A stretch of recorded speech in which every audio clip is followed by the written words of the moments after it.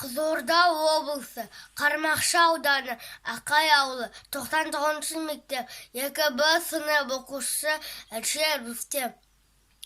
Күз, сұр бұлтсы, суық қаптайды аспан. Күз болып тұңқыл тұман жерді басқан. Білмеймін тойған ма, тоңған ма. Жылқы ойнап бие қашқан тай жарысқа. Жасы шөп, бәшешек жоқ бұрынғыдай. Жастар көмеш, жүгірмеш бала шулай.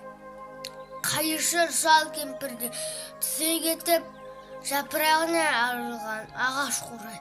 Біреу мама сапсиді салабейін, салбыраңқы тәртіпті жыртық киім.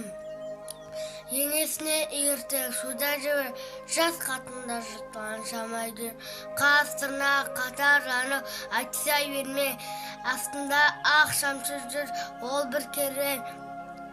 Қай ауылды көрсенде жабырқаңқы, күркі де ойында көрінбеді. Сүйрен кемпір шал құрдың қағып бала бүрсіп, көңілсіз қара суық қырда жүрсең, киік сұрпа су темеген соң, үйде ит жоқ тышқан алып, қайда өрсең, кезек тозған от жақпаған үйінің сұрқы қашып, тұман болар жел соқса шаң тозаңа. От жақпаған үйінің сұрқы қашып, ыстан қорққан қазақтың құрсын жаны.